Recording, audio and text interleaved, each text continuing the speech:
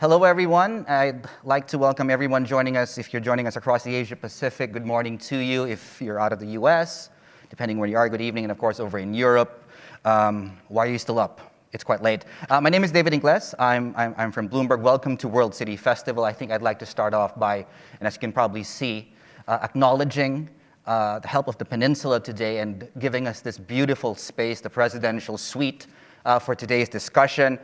It takes us then into the topic of discussion, and as I guess everyone is aware, 2020 has been difficult because of the pandemic. In the case of Hong Kong, where we are right now, coping with COVID has, in a lot of ways, brought a lot of hard realities. It's brought a lot of lessons that we learned in the past, and hopefully because of this, we are set to learn new ones. And I think in Hong Kong's case, along with many cities in the world, like New York, for example, very densely populated, the economy here did not, compared to other places in the world, did not go through the same astringent mobility restrictions, but nonetheless, of course, we are in a recession in Hong Kong, as many places in the world. So part of this discussion, as we move along, and as we put this behind us, hopefully quite soon, is how do we then balance public health and also the health of the economy? At some point, we'll need to find a balance for that. So to help us answer that question, I'd like to introduce our panel for today, starting with, on the far right, maybe from your screens, Mr. Jacob Kam. He's the CEO of MTR Corporation that runs the transit system here in the city. Next to him is Professor Ben Cowling. He's a professor and division head of Epidemiology and Biostatistics. In other words, he is our leading expert on the COVID-19 outbreak and infectious diseases here. Mr. Clement Kwok is the Chief Executive Officer of the Hong Kong and Shanghai Hotels Group. Thank you for having us here. And Daisann McLane, journalist, columnist, and regular contributor, Nat Geo, New York Times, and of course runs a small business here, entrepreneur as well, which we will get to as we talk about the sort of economic impact of all of this. I guess to start things off, very simple question. This thing caught everyone off guard. There was no perfect response to this. Jacob, let me start with you. What was the biggest eye-opener from this? What actually amazed me was the speed with which the Hong Kong people have adapted to the situation. Now, of course, for MTR, we have a playbook, we have a contingency plan. So when the alert level goes up, we have upgraded our ventilation regime, cleaning regime. We are the robots and so on, the mask and the sanitizers made available for our customers. But of course, our customers actually respond quickly and responsibly to some of the call for taking precautions during the epidemic. So I think this is the Hong Kong that I used to know.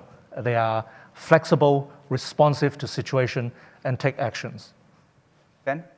For me, I've been working on epidemics and pandemics for more than 10 years in Hong Kong, studying them and thinking about what might happen. When we were planning what we might do in pandemics, whether it's influenza or other diseases, we have a hurricane scale, category 1, 2, 3, 4, 5. And in 2009, we had a flu pandemic that was kind of a category 1 level pandemic. What shocked me was the severity of COVID, that it's almost off the charts. It's not even a category 5 pandemic in our previous playbook. It's beyond that. It's really spreads really easily, and it's really severe. And that's why we've seen so many countries struggling to deal with it, because even the plans that have been made for regular influenza pandemics or epidemics, you need more than that to deal with COVID-19. Clement? To me, the biggest eye-opener was we have, in the world over the past 30 years, built up a major infrastructure which is dependent on international travel, be it for leisure, for business, and there are many elements of this infrastructure: airlines, hotels, car rental companies, the whole raft of them. And we never expected how quickly everything could come crumbling down all at the same time. And that was a big shock. We have hotels in Asia, in North America, and in Europe, but we never expected that they would all suffer so much at the same time. And so the reaction to that has had to be very extreme. Now, the other eye-opener, and this is pretty much also what Jacob was saying, was then the reaction of our staff and our people around the world. And this is not only in Hong Kong, but around the world as well. You know, I've been so touched by the resilience of people, their loyalty, the spirit that they have maintained, and everything they have done in reaction to this crisis. And that has included, I mean, obviously, we've introduced hygiene protocols, we have put in place disinfectation. Actually, we've even put in more healthy meals into our staff canteens to support them. But people have had to do tasks that they're not used to. They've had to accept, maybe some furloughing arrangements and all of this. But despite that, the level of support and understanding of people actually speaks to a great amount of goodness in this world. And something tells me we'll come out of this stronger because of that spirit. Daisann, let me bring it to you. What are your thoughts on that? I have a few. I'd like to step back because it's a global audience. I'd like to step back and take a big picture look at it. The most eye-opening thing to me about the coronavirus was the speed of it, as you said, Jacob. But for me, it was watching how in the space of a few short months, all the coronavirus exposed the cracks and failures of societies and governments around the world, not just in Hong Kong. For instance, in the US, it was almost like a heat-seeking missile that completely laid bare what was lacking in particular societies. In the US, lack of public health care and starving the social and public spending for 35 years. In China, you are seeing the huge flaws of an authoritarian system, a strongman system. Wuhan happened because people were afraid to speak up. And so we lost critical weeks that we should have been able to get started faster on this or even stop it before it got out of Wuhan. In Hong Kong, we've had tremendous amounts of sacrifice on the part of Hong Kong people. However, we have to also acknowledge that the trust in our government and the steps that our government has taken have been not always optimal, and there is a lack of trust. I mean, the figures are something like 28% or 29% of Hong Kong people right now trust the Hong Kong government. Trust is essential to fighting the coronavirus. If we do not trust what our governments are asking us to sacrifice for public good, then people aren't going to do it. They're going to get cynical. And I see this happening, unfortunately. I hate to be downbeat, but someone has to be. I see cynicism beginning to creep in to this particular society. So basically, this is a disease not just of the physical body, but it's also a disease that's laying bare the deficiencies of the global political, social, public body. And as I guess we alluded to at the very beginning of this conversation, there was no perfect response. Wealthy country, not wealthy country. Ben, on that point, I'd like to ask you, Hong Kong arguably was the most prepared because of SARS. And what the SARS experience taught us was, well, the government had a framework through which to respond to this quickly. And I would imagine more importantly, the public was more receptive of the government telling them what not to do. In fact, the public here in Hong Kong, back in January when we were starting out, stayed at home.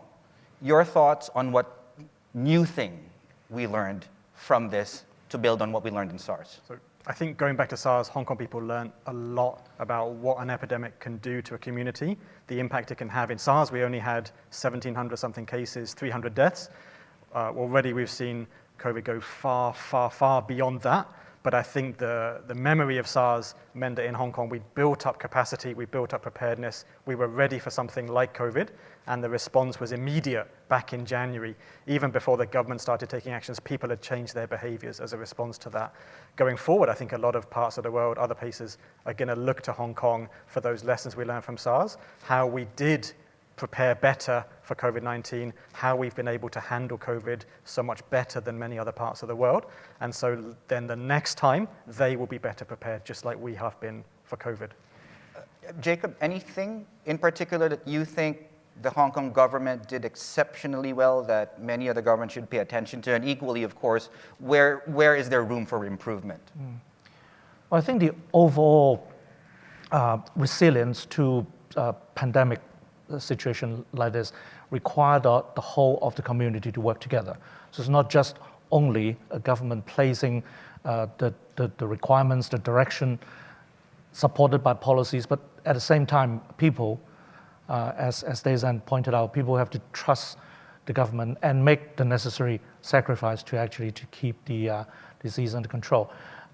What we, as a company, for example, have been doing is that we keep our trains running. Our purpose is to keep Hong Kong running, not only in our transport system, but also our shopping malls, our housing estates. We try to, of course, incorporate the government's requirements, but at the same time, we try to communicate with our customers so that they can comply with the requirements. I think we need the whole community working together, not just, of course, government taking the lead, but the whole community working together. I'm curious, since you brought it up, and right recently, I see a lot more people in the streets. You have the data on mobility. To what extent have people actually started coming back and using public transport? It's interesting. Now I can actually confirm that 20 to 30% of our business actually come directly or indirectly from visitors. Right. So when the borders and the boundaries are not yet reopened, we have at least 20 to 30% of our business not coming back. Now for the rest, gradually we are seeing some recovery. It's taking its time. In fact, we operate 10 times in terms of route kilometers of railway outside of Hong Kong. So in our operations in mainland China, we actually see most of the operations are coming back to normal in terms of patronage and business and so on. But a business in Australia, in UK, in Sweden, they are still far from signs of recovery. Clement, let me bring you in, I guess, on that point before we get to the sort of permanent element that sort of filters into your industry.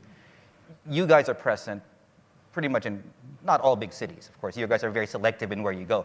But that said, it's varied as far as the regulatory framework is concerned in those places. Talk to us about that experience for you. How was it running a hotel in one place where the rules and regulations were completely different from another place? Maybe before I get onto that, I can add on to what Jacob said about Hong Kong. I think in general, I feel the Hong Kong government has done quite a good job in terms of managing COVID. And of course, the numbers speak for themselves. We have very low numbers of infections as compared to many places in the world. I also think that is not just the government, but the discipline of Hong Kong people. They're very good at wearing masks, cleaning their hands. They're very conscious and aware of health risk, which is very good.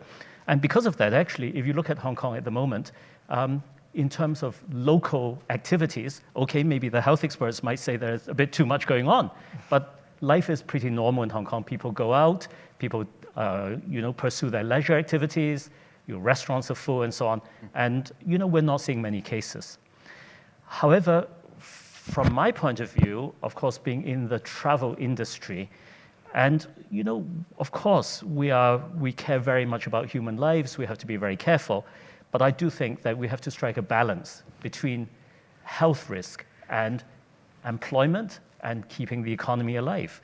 And at the moment, I would say that industries like ours, and I mentioned earlier, the size of the global travel industry has been so badly affected by what's happening. So for me, yes, I think so far we've done a good job, but I think it's important now to establish travel protocols which can enable movements of people again.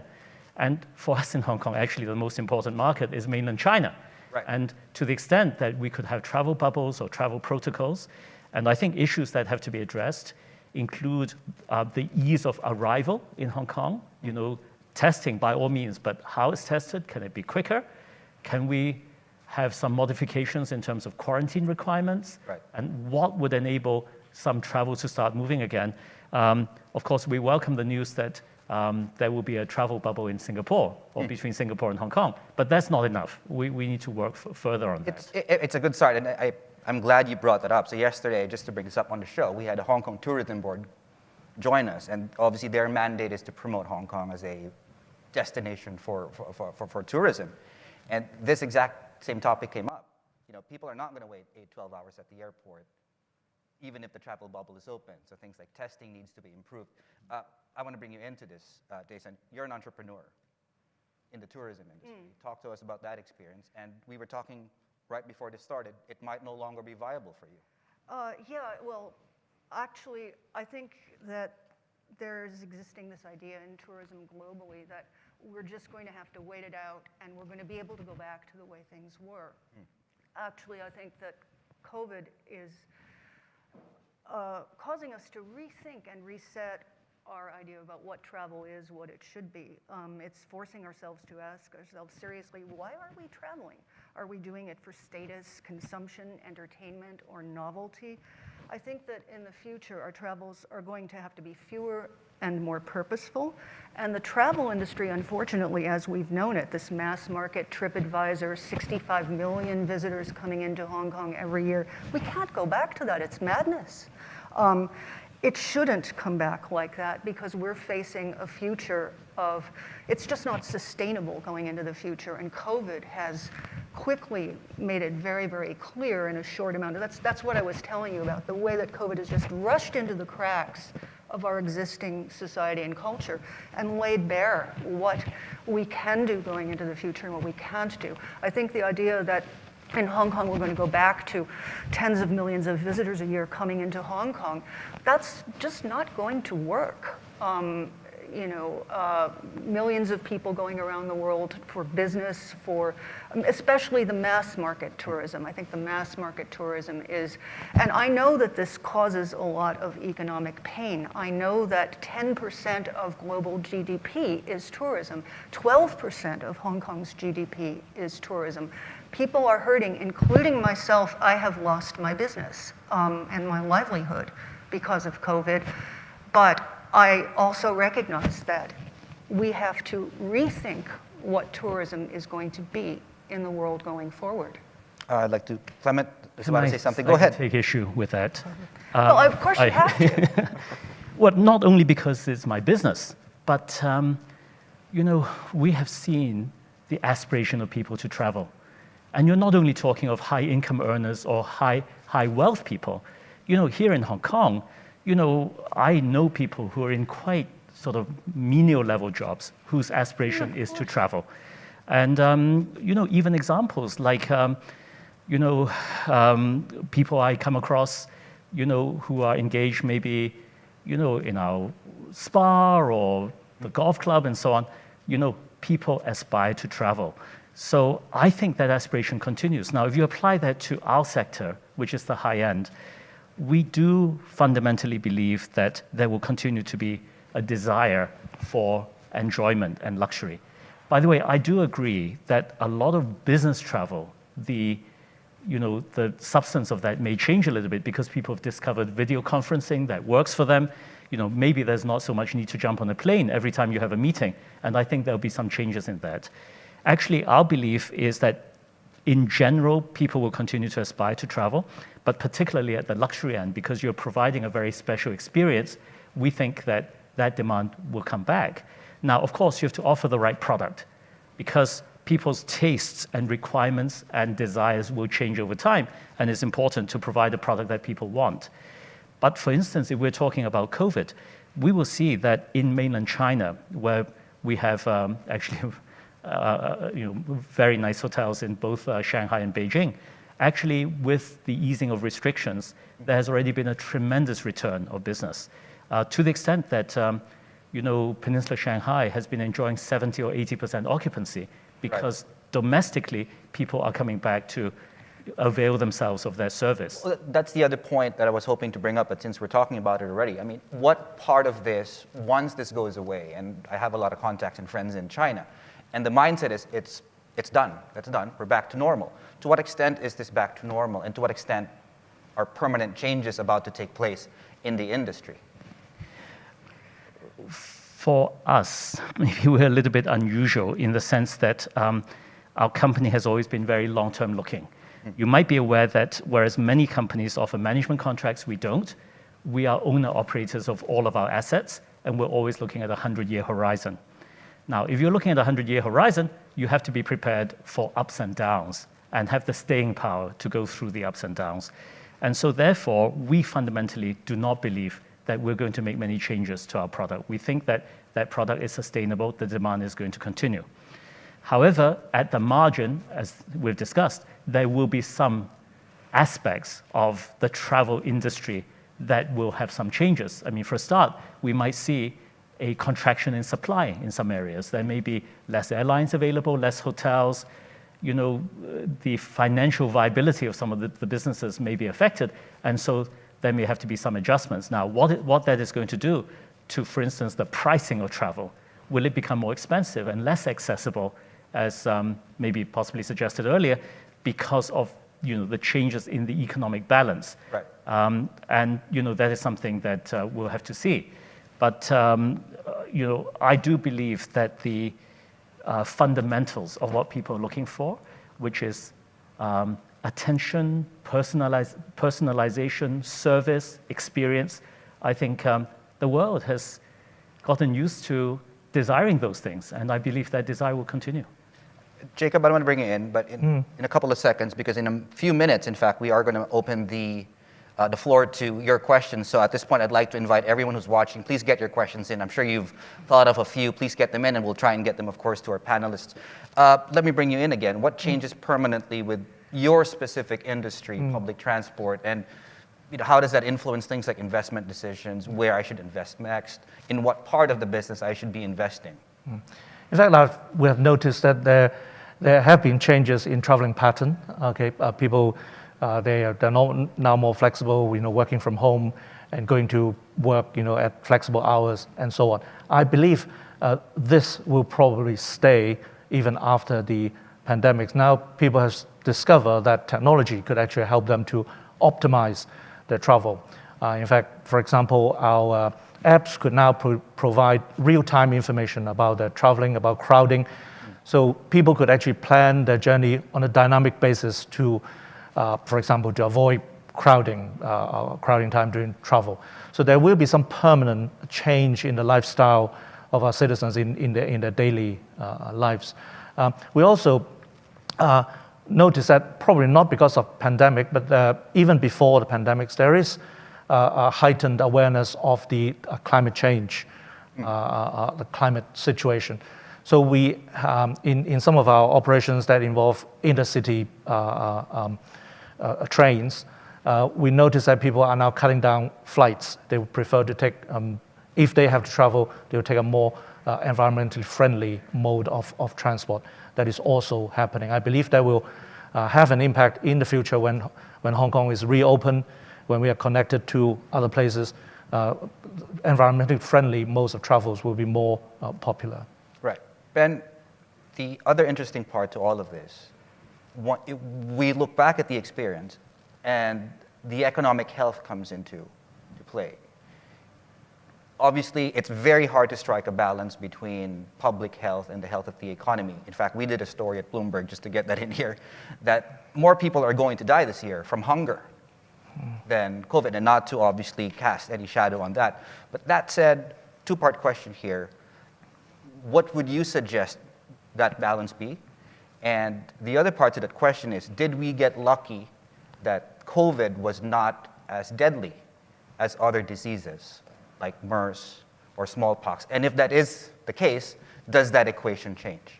Sure. So the first part is about the balance between protecting people's health and protecting the economy. Right. And I think right now, for the past 6 months, we've erred more on the side of protecting people's health, and there's been relatively more economic impact.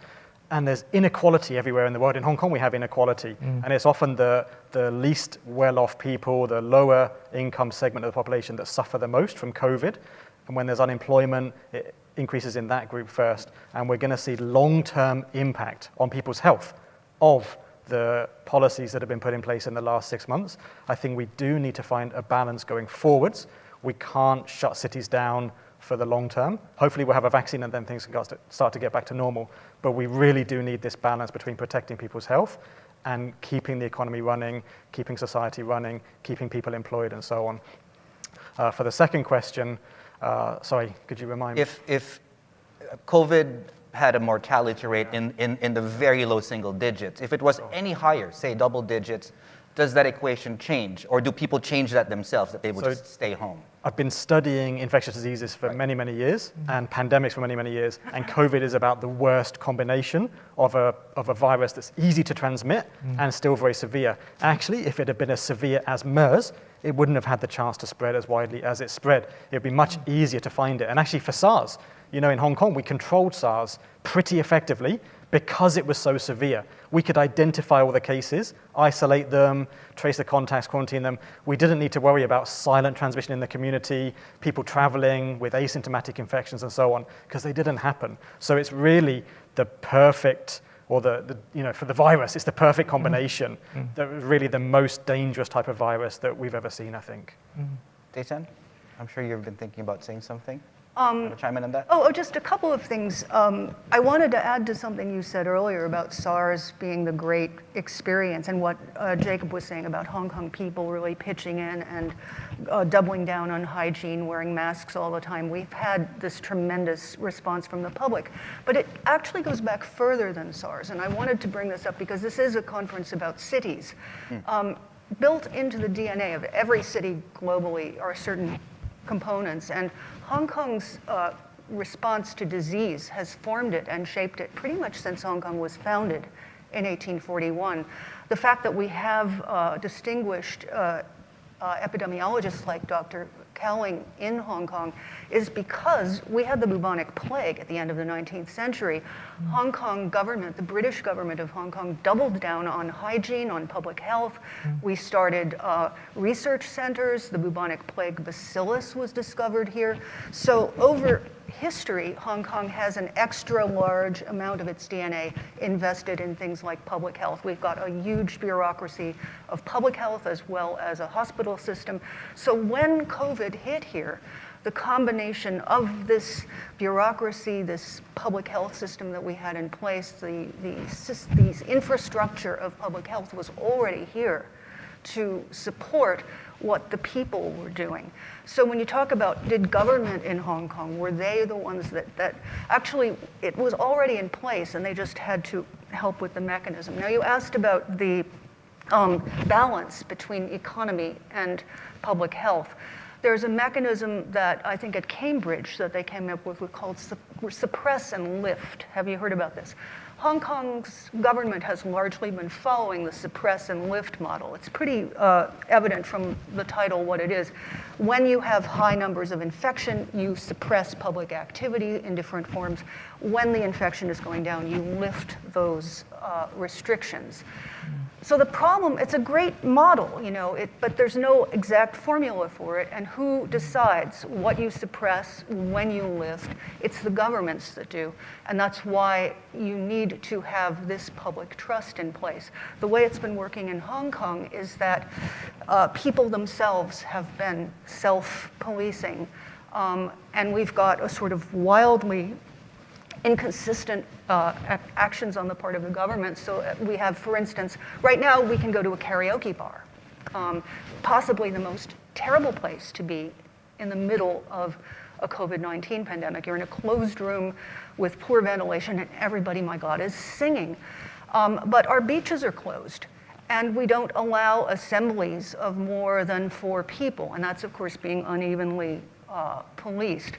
So a friend of mine joked the other day that it seems like the Hong Kong government thinks that the 2 most contagious activities in Hong Kong are pro-democracy demonstrations and bathing.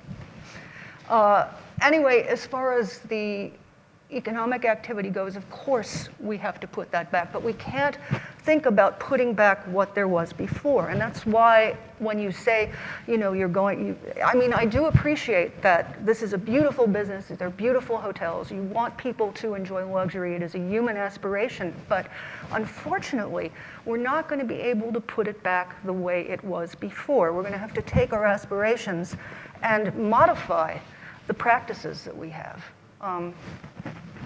Any lessons? I'd like to, Jacob and Clement, I'll start with you, Clement. Based on the experience of sometimes government directions can be clear, sometimes they're vague, sometimes you kind of have to read between the lines. As a big business, looking back at the experience, what what would you learn from that? I mean, is the onus on you to make those decisions for the business on top of what the government might tell you to do? I think to obviously protect your Yes. clients and your employees themselves as well. Okay, maybe at two levels. Go Okay, ahead. one level is that I agree that to fight something like this, cooperation is very important, and international cooperation is very important. And unfortunately, we see a world at the moment in which international cooperation is not where it should be, and that is something that is of concern because there are inconsistencies in terms of how people are handling different situations, and relating that to our business, that results in, honestly, inconsistencies in who has travel bubbles, who does not have travel bubbles, on what basis can you travel, on what basis can you not travel. It would be far better if we had a commonly accepted protocol, which, as said earlier, would entail a balance between risk and economy. But at least let's have collaboration on that, okay? At our level, it just teaches us that you have to be prepared for really something that can be very unexpected. And that, relates to financial planning, human resource planning, planning of, how, for instance, for us, a hotel is run in terms of hygiene and security. So taking all of those precautions, sometimes taking precautions in a business costs money and not necessarily easy to do. So, something like this reminds us that things can go wrong. Even something like financial planning. Right. You manage a company's balance sheet and you manage a company's financial position. And certainly we had never looked at a scenario like the one that we're seeing in terms of our financial planning, but it can happen. And for us, luckily, we have always been very conservative in things like our gearing and our financial borrowings. But this does put a different complexion on the way in which businesses plan and look to the future. Jacob, before I bring in, it just occurred to me, on a lighter note, there was that whole run on toilet paper at the beginning of the year. Speaking of changes, I mean, have you done any changes to inventory of things, of essential things like masks and toilet paper? I mean, that's almost half joke, but in the same time, things that are unexpected can happen, and a hotel like yours cannot run out of toilet paper. Well, I hope our operational people have taken good care of that. We've had plenty of toilet paper and food items and everything else. All right, Jacob, well, to the extent, of course, I'm not sure how many of the writing public actually use your bathrooms, but that said, there are government regulations and there are regulations as well that companies like yourselves take independently to do. What lessons did you learn in striking that balance or even doing a little bit more?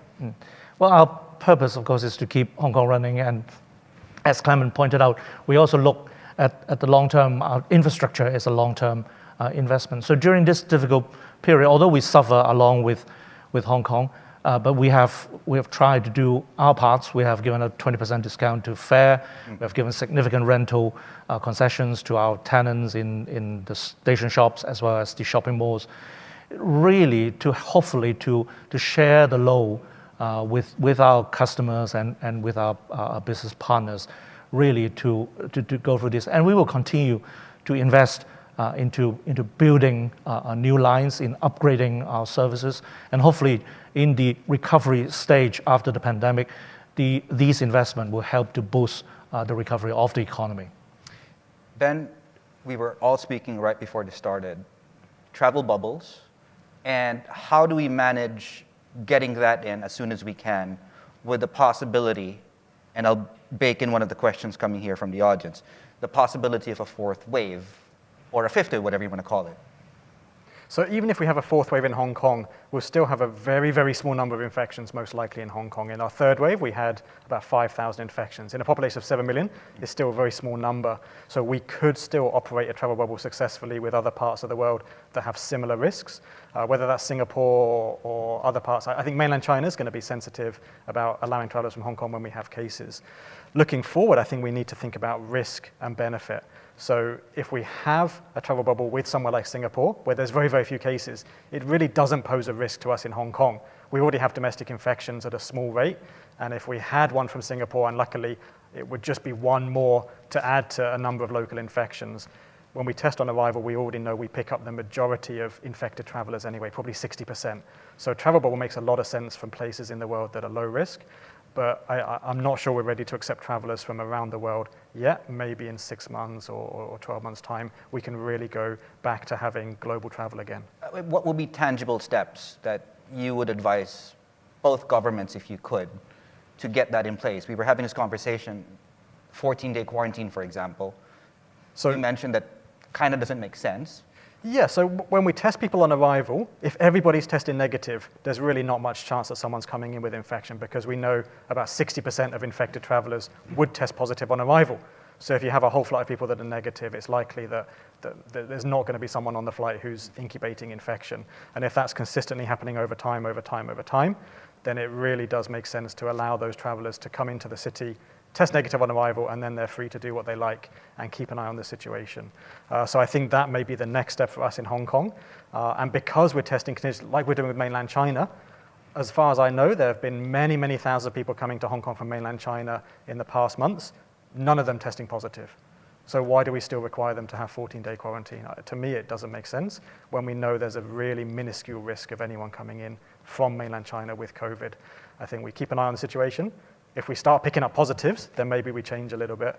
But for now, it makes a lot of sense because we can get some parts of the economy going again. Let me bring you back in. Once people start coming in, what kind of tourism sector are they looking at here in Hong Kong? How does that change? What stays? Oh boy, I'm really not sure at this point because I think we're a ways off from that. But what I hope we do is make it smaller and more locally focused rather than large groups of people. Last week, or was it this week, the government changed its protocols again about what you can and cannot do in Hong Kong because of COVID, and they added to the list of things that were permitted tour groups of 30 people. And this is at a time when it's not legal to have a gathering of more than 4 people in public, but they tossed that bone to the tourism industry because they're hurting, and I do understand that. At the same time, how do you justify having groups of 4 being criminalized, not criminalized, but slapped with fines, and groups of 30 being, and I personally think that a tour group of 30 people is just not sustainable in Hong Kong, period. Where are you going to be able to take a group of 30 people in Hong Kong? You have to take them out to the countryside or to a big open area. You can't really give a proper Hong Kong experience to that size of a group, and most of these will be domestic. These will all be domestic tourists anyway, but it's that kind of thinking that we can just, boom, go back and put our old tourism infrastructure in place. We can't.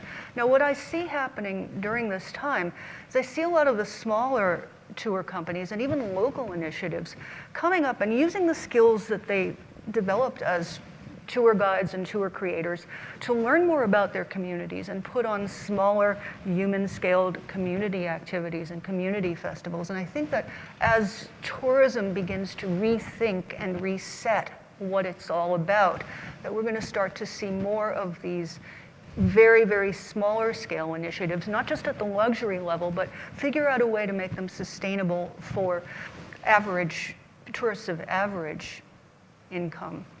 I wanted to ask Ben a question. Go ahead. There are these new tests that are coming out. The UK has them in the airport now. They use a slightly different protocol or method from the ones that are required in Hong Kong. I'm very curious about these because it seems to me that if you've got testing at airports and you have a global agreement, or mostly global, as to what these tests should be, and if you're testing on both ends and these tests can be accomplished in an hour or 2, that's going to be a big game changer. What are your thoughts on that? So the test that we're using right now in Hong Kong is called PCR, and it's very, very, very accurate. It rarely misses someone who's infected. The tests that you're talking about are rapid tests, which are not quite as good, maybe 80%, 90% accurate. So there's a risk that if we switch to using those, we might miss some infected people. That's not ideal. Actually, for the PCR test, it can be done very quickly. At the moment, we're just not that good at doing it quickly. So for example, in Hong Kong, there is a lab at the airport, but it's not Kai Tak Airport. So it's not the Lantau Airport, it's the Kai Tak Airport. Kai Tak? It's in Kai Tak. The airport lab is in Kai Tak, the old airport. So the samples from the people that land in Hong Kong are driven all the way to the old airport in Kowloon, And that's a delay of a few hours, right? And then the testing takes a few hours, and then you get the result the next day. If you put a lab at the actual airport, it could be turned around very, very quickly. No idea. I thought nothing was left of Kai Tak Airport. It's the cruise ship terminal. It's in the cruise terminal. Oh, they put it there because they thought cruise ship people would be. Can I come back in? Of course. You raised the issue of tourism in Hong Kong and what people might find attractive and how we might develop Hong Kong further. Now, I would like to declare I have passed my 60th birthday already. I was born and brought up in Hong Kong, and I've seen how Hong Kong has developed and all of the changes that have taken place during all of these years. I have to say to you, I'm extremely proud of Hong Kong. I think Hong Kong has developed a lot, and therefore there's a lot to offer for people who come to visit. Starting with just the whole spirit and the atmosphere and the ambiance of the place is a very special experience to come. And when people are here, of course, they get good service, good experiences, great food, and all of those activities. Now, you mentioned, okay, not everybody's at the peninsular end, but at the peninsular end, and this can apply to other people as well. People come and learn things like Tai Chi, dim sum making. There are sort of cultural related activities as well. By the way, that I think is an area that we can develop more. Hong Kong does have an interesting heritage, which I think probably we have not developed enough in terms of tourism. And there are some walking tours in Tsim Sha Tsui and things like this that are interesting for people, but I think maybe not as developed. But also an aspect of Hong Kong that most foreign people don't think about is the natural beauty of Hong Kong. And it's an amazing place in terms of, hills and water. Of course, is an island, so you get water views, you get mountain views. I'm a keen hiker, so I've been on many beautiful hiking trails. Of course, we will have to manage this within the sensible balance of COVID arrangements in terms of, when, how many people, what people can do, and so on. But I do believe that there are fundamental attractions that continue to be strong for Hong Kong. But I also think it's important for Hong Kong to develop itself, that as we go forward in the future, we have initiatives that are taken, more projects, attractions being created, maybe linked in with the Greater Bay Area, and I think then we'll see still a bright future for Hong Kong. I agree with you. I'm also a keen hiker. In fact, yesterday I was hiking on Lama Island. I live on Peng Chau Island. Do you know Peng Chau?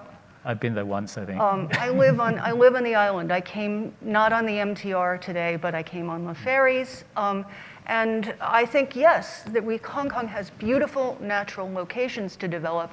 However, my island, for instance, is, if they go ahead with the plan that they've got afoot, my island is going to be surrounded by landfill and concrete, and the most beautiful natural area of open harbor water in Hong Kong is going to be utterly destroyed.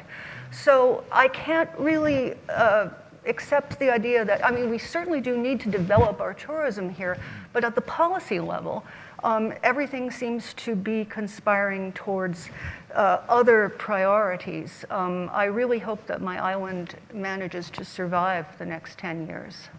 Hopefully someone from the government's listening and take that, that viewpoint well, there are into quite a consideration. few. There are quite a few of us that are working to try to stop the madness. Well, I'm glad you brought that up too, and you as well. Not a lot of people who don't live in Hong Kong realize how easy it is to get from a densely populated city center to basically disappear into the mountains.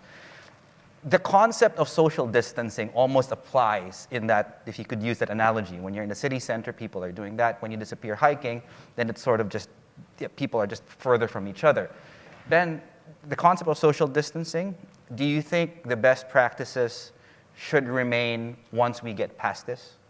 I think we'll see life going back to normal maybe in a year or maybe in 2 years, once we have vaccines and once people are kind of fed up with changing their behaviors to deal with COVID. I really hope that we're going to get vaccines that are effective and that will enable us to go back to normal, and then COVID would just be a nuisance every winter, like influenza, but it wouldn't be the kind of thing that forces us to shut the city down. I don't think we're ready to go back to normal yet, but maybe next year. How far are we from a vaccine? So there's a lot of promising candidates. Proper vaccine. Yeah, there's a lot of promising candidates that are being tested. We're expecting to hear some major trial results within the next maybe 2 or 3 months. And if those vaccines work out, fingers crossed, then we should start to see them being used in the major countries that are developing them, the US and Europe and China. We'll start to see them being used by early 2021. Hong Kong, maybe we can get it by April and start using vaccines April, May, June, July. And then towards the end of next year, hopefully having most people at least having the opportunity to get vaccinated if they'd like to. I'm obviously not a medical expert, but this question has come up. Will the vaccine, assuming we get it next year, will that be the same vaccine that we'll use the year after, or do they need to figure it out from square one again? So those kind of issues are not yet clear. Most of the vaccines being tested are 2 doses 1 month apart, so you need to get it once and then a month later get it again, and then you'll be protected.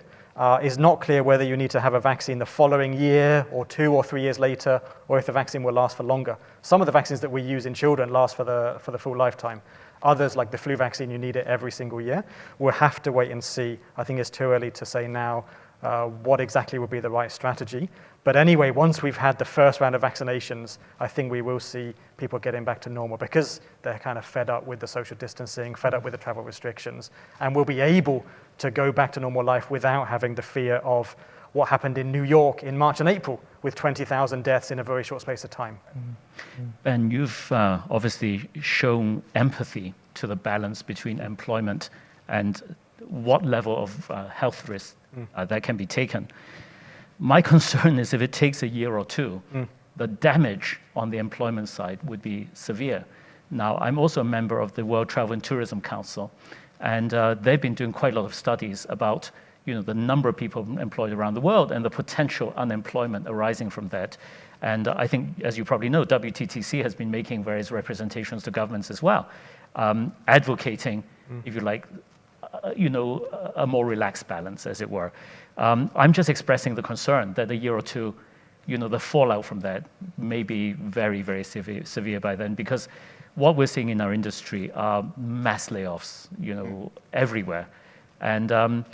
And I guess one sector that we haven't touched on, because I represent a big brand hotel, but of course down in the street, we're aware that in Hong Kong, the small restaurants, many of the small and medium-sized enterprises, their suffering has been extreme.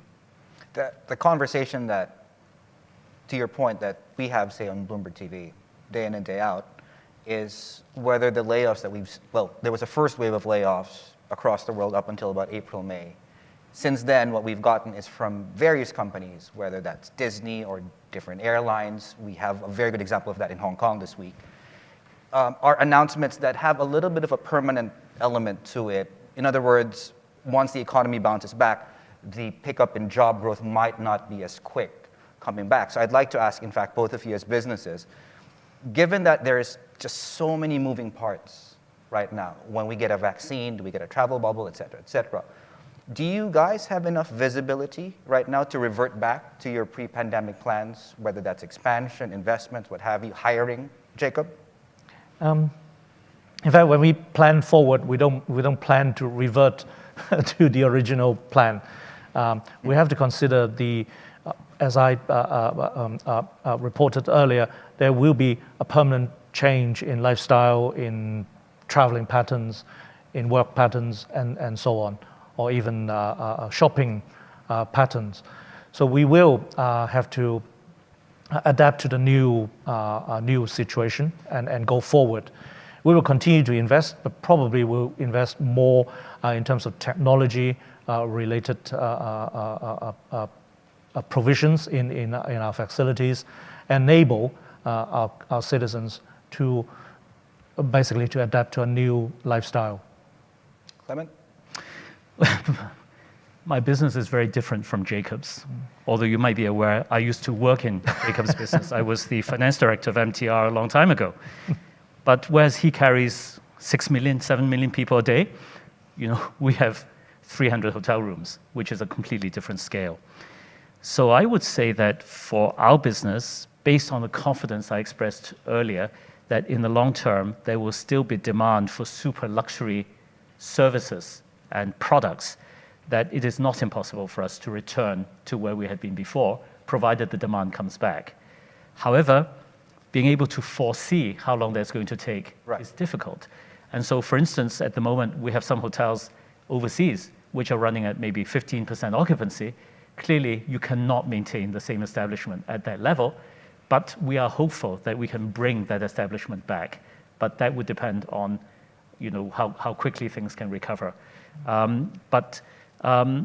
guess, once Jacob has built a railway or I've built a hotel, it's there, right? It's a fixed asset. You can't vary the size of it. And so therefore, you have to try and do what you can to make use of that asset and to utilize it the best you can and to bring it fully back into operation. The concept of capacity then comes in. And I'm curious, on my earlier question, Ben, on social distancing and whether or not these things come back, you have an X number of trains, for example. You can move an X number of people. I mean, is a new normal, we go back to normal, or is a new normal a lot more trains, less people in each train? I'm curious what everyone thinks. Let me start with you, Jacob. Like, was that a thought experiment that you guys had? Well, even at the peak of the pandemic, where we suffered probably a loss of 50% of our patronage, we maintain our service level at peak hours. We have reduced slightly our non-peak service, but we have maintained the crowding will not exceed 70%. For example, in non-peak, it will not exceed 70% of the capacity. So this actually helps to build confidence of our customers traveling in our system.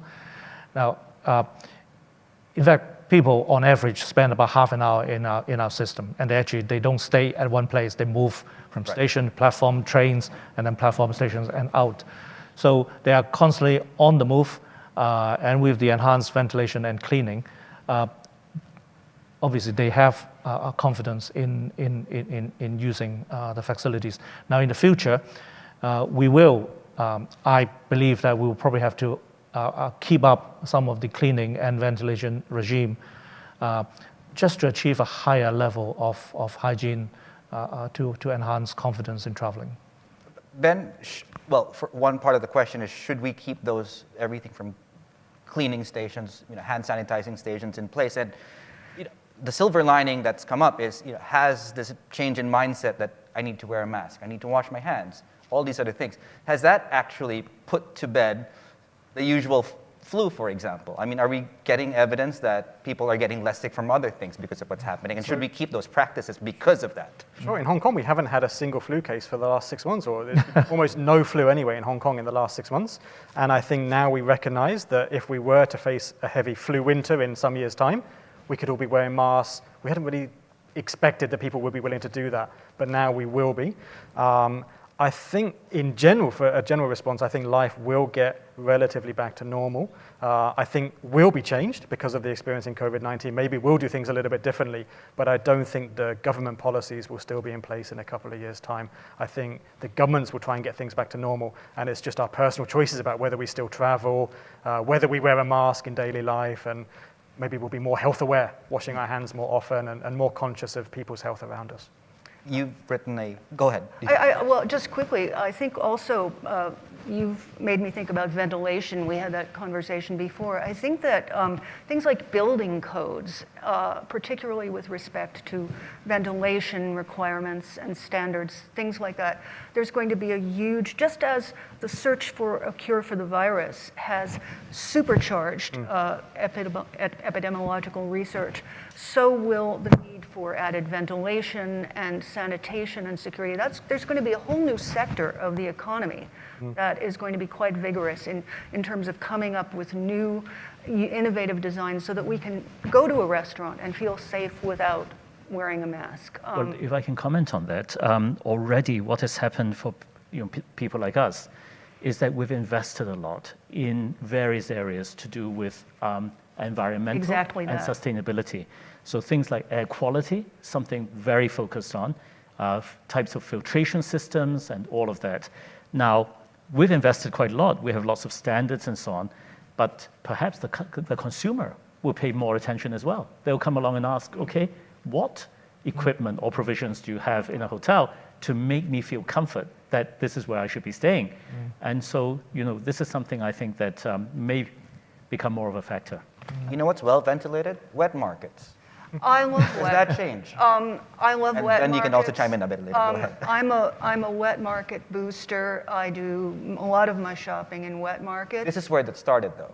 That's what I'm trying to get to. It started, well, no, not actually. They're finding that actually it didn't. They found it in a wet market, but it had actually come from somewhere else. Okay. Wet markets in Hong Kong are probably cleaner than a United States supermarket, I would say, because as part of the reaction to the bubonic plague in the 19th century and the early 20th century, Hong Kong government, the British government of Hong Kong, instituted what we would term draconian regulations for hygiene and public health in the markets. Remember, this is at the time when a lot of times they didn't know where diseases were coming from, so they just doubled down on hygiene standards. And throughout this century, we've had regulations. I did an article about the persistence of live chicken sales in Hong Kong at the Gaisi. And when I started digging into it, I found out that in bird flu time, which was when, around 97, around the time of bird flu, there was this push to get rid of live chicken sales in Hong Kong. And the government was going to go along with it, but the public of Hong Kong needs to have live chickens. If you live here or you eat Cantonese food, you know that you must have the live chicken in order to have a delicious dish, because you can only get the texture with a live chicken. Anything, you're Filipino, right? You know, it doesn't taste the same. It's very hard to describe. It's hard to describe, but you must have the live chicken. And then a friend of mine who's a food anthropologist also pointed out to me that you can't give your ancestors a frozen chicken. You know, we often give food to the ancestors here. Giving your grandfather a frozen chicken just will not do. It's got to be live. So people were against this government edict. And so what happened was, over a period of years, government researched it, compromised, and developed an elaborate system by which we track every single chicken in Hong Kong from cradle to pot.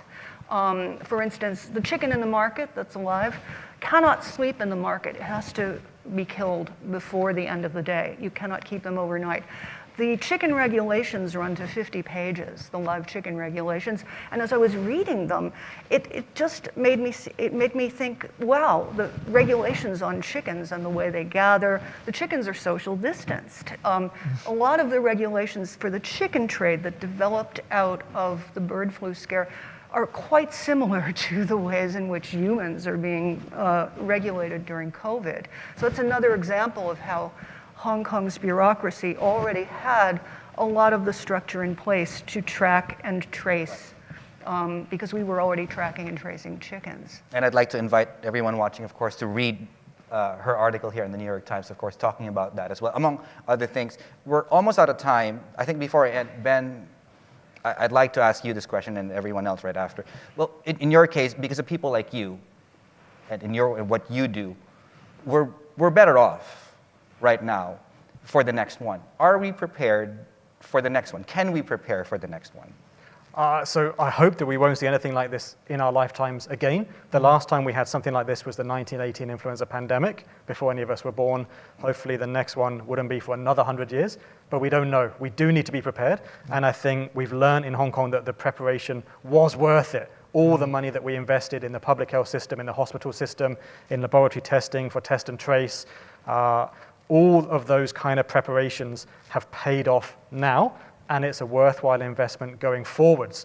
Better laboratory testing equipment, better capacity for doing all of that stuff, better hospital care, better public health system. I think we're going to need to invest going forwards. And for Hong Kong specifically, I think you mentioned we really want a vaccine as soon as possible. Maybe that means in Hong Kong we've got to invest a little bit more in vaccine research and development, because we don't have any domestic vaccine production capacity. So we're not at the front of the queue for a vaccine. We're second, third, fourth in line, because places that make the vaccine are going to be able to get it first. We're almost out of time. Very quickly, 10 seconds or so. On a scale of 1 to 10, how optimistic are you about the future? Jacob? I'm cautiously optimistic, probably a 7 out of 10. That's fair. Ben? 8 out of 10 for the future. look at you. Yeah, definitely Yes. 8 or more. If you look longer term, we have to fight through what we've got. I'm with Jacob, 7 out of 10, and we have to really rethink and reset. It won't be bad. Well, what doesn't kill you makes you stronger, right? Given that, and we'd like to end, of course, on that point. Thank you so much for making time for us. I'd also like to thank, of course, the Peninsula specifically for this beautiful setting and playing host to us here. Again, for our viewers, I'd like to reintroduce here our panel before I go. Professor Ben, of course, our expert here in epidemiology and infectious diseases. Mr. Jacob Kam, of course, CEO of MTR Corporation. Clement Kwok, out of Peninsula, Hong Kong, and Shanghai hotels. And of course, Ms. Daisann McLane here, veteran journalist and writer and contributor, of course, to many publications, Nat Geo, New York Times included. And on that note, I'd like to thank all of you for joining us today. And let's get 2020 behind us.